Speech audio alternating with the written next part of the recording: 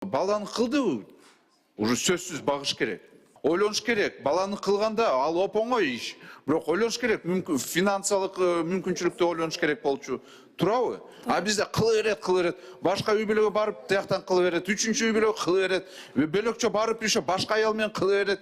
Ойлонбой эле кыла берет да. Андай болбош керек. Жоопкерчилик болуш керек да. Анан ким күнөөлүү? Президент, депутаттар, өкмөт, сот, прокурор. Бүт баары күнөөлүү, бирок бул киши күнөөлүү эмес да. Сөзсүз бул мыйзам долбоорду колдойм, колдоого чакырат элем. Себеп биз мына артта эле калдык да. Мен 2012-жылда атайын бияктан сот аткаруучулар ошол жеке сот аткаруучулардын институтуна каршы болуп, мен аларды алып алып, өзүм ошону акчаны төлөп Алматыга алып бардым. Алматыда биз барып ошону карап көргөнбүз да. Жеке соттук аткаруучулар аларда 2009-жылдан баштап иштеп жатат. Жакшы эле иштеп атат. Бирок мен азыр мыйзам долбоорду окудум, колдойм, бирок экинчи окууга мындай сунуштар болот да. Бул жерде көбүнчө сот аткаруучулар, жеке сот аткаруучулар, алар запросторду кагаз жүзүндө жибериш керек да. А биз ошол 13 жыл мурун эле караганбыз да. Алар отуруп алып, бир эле компьютер менен, компьютер аркылуу карайт. Ошол, мисалы, ким акчаны төлөбөсө, алимент төлөбөсө, анын үйү барбы, доходу барбы, эмне катталган. Себеби ал пока кагазды жазганча, пока реакция болгончо бир топ эле убакыт өтөт да. А булар отуруп алып, электрондук негизинде керек болсо даже арестти кое алат экен.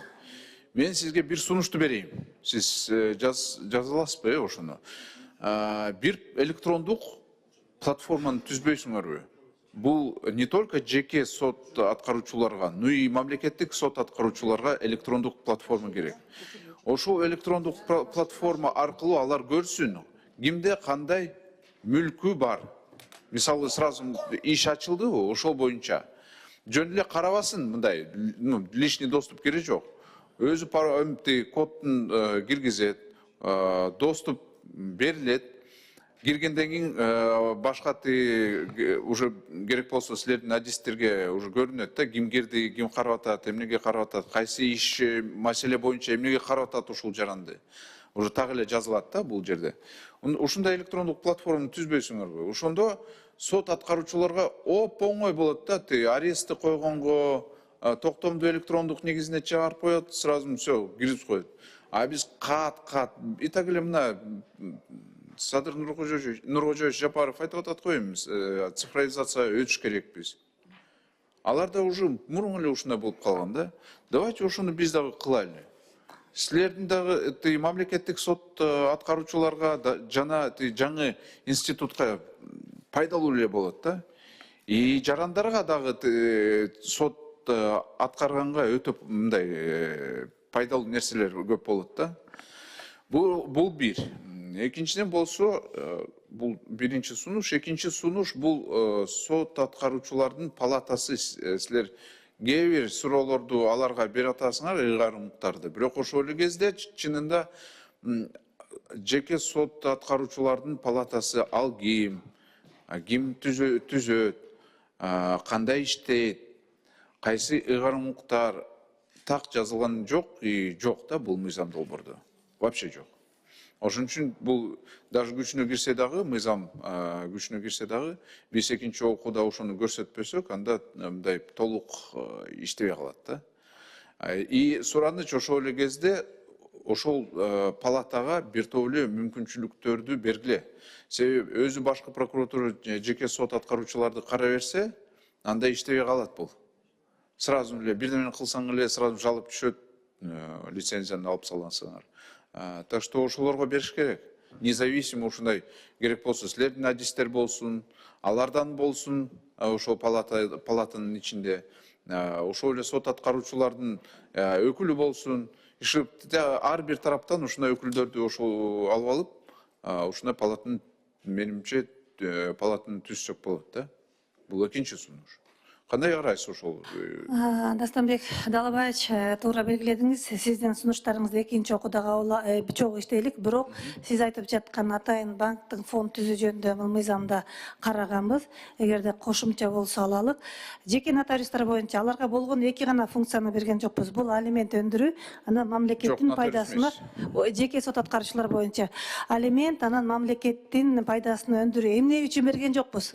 Анткени алар боюнча жанагы Мел. пайыздачы процент алынбайт. Ошон үчүн жеке сот аткаруучулар бекер эч нерсени аткарбайт. Эң негизгиси экономикалык иштер берилиш керек да. Бардыгы берилет. Мен дайыма ошону айтып атканда, мен даже мыйзам долбоорду жазгам ушул жеке сот аткаруучулар боюнча. Себеби мамлекеттик сот аткаруучулар экономикалык ишти көргөндө, мисалы миллион сомду исполнительный ист болсо, сен мага канчаны бересиң деп коет да. Да зачем? Андан көрө мен лучше официально барып эле жеке сот аткаруучуга төлөйм да, туурабы? Туура. Ошон үчүн экономикалык маселелер бул жерде болуш керек. Бизнеске жакшы, ишкерлерге жакшы болот да. Туура. Анан бир маселе, сураныч, тапшырманы берсеңиздер азыр мамлекеттик сот аткаруучуларга. Сизде мыйзам долбоорду демилге катары силерде ыйгарым укуктар бар, туурабы? Туура. Ошон үчүн бир тапшырманы берсеңиз, ошо алимент боюнча анализ кылсынчы. Канчасы төлөбөй жатат, эмне себеп менен төлөбөй жатат. Алиментти сурагандар канча убакытты алиментти алам деп канча убакытты кетирет. Сотко барыш, тияка банктарга кыдырыш, бир тойло убакыт кетет да, туурабы? Менимче биз ошол уже классикалык схемадан кетиш керекпиз. Алимент таптакыр жоюп, башка институтка биз баш керекпиз. Болбойт бул алимент. Иштебейт. Аял эле күнөөлүү болуп калат да, барып тияка сотко барат, банкка барат, ыйлап келет, бизге келет, РОВДга барат, арызданат, ар бир мамлекеттик органды кыдырат да. Биз андан көрө мындай кылайлы. Бала төрөлсө, ажырашып кетсе үй бүлө. Анда ошол киши, мен билбейм, ким болсо дагы, ал алиментти төлөйлү, давайте биз так өлчөмдү көрсөтөлү, минимальный өлчөмдү көрсөтөлү. Сөзсүз ошону төлөш керек. Аны керек болсо мамлекет өзү төлөп берсин, бирок карыз болгон кишини иштетейли. Эми кечиргиле, эшектей даже керек болсо иштетейли аны. Ал төлөш керек да, ал баланы кылды, уже сөзсүз багыш керек. Кандай акыбалда болбосун. Ойлонуш керек, баланы кылганда ал оңой иш. Бирок ойлонуш керек, финансылык мүмкүнчүлүктү ойлонуш керек болчу. Туурабы? А бизде кыла берет. Башка үй бүлөгө барып, тияктан кыла берет. Үчүнчү үй бүлөгө кыла берет. Бөлөкчө барып еще башка аял менен кыла берет. Ойлонбой эле кыла берет да. Андай болбош керек, жоопкерчилик болуш керек да. Анан ким күнөөлүү? Президент, депутаттар, өкмөт, сот, прокурор. Бүт баары күнөөлүү, бирок бул киши күнөөлүү эмес да. Туура белгиледиңиз. Эми мен суранычым, давайте тапшырманы ушундай берсеңиз, давайте анализ кылайлы. Алимент деген уже сотко там кайрылмай, андан кетейли. Ажырашты, все, сразу карыз болуп калдым, мамлекетке карыз болуп калдым. Мамлекет мейли ата энелик ушундай пособияны төлөп берсин, вот минимальный биз өлчөп берели, 10 000 сом болобу, 5 000 сом болобу, ай сайын төлөсүн, бирок киши ал уже мамлекетке карыз болот да. Каяка качсын, каякта болбосун, кайсы мүлк болбосун, мамлекет издесин и ошону алып алсын да.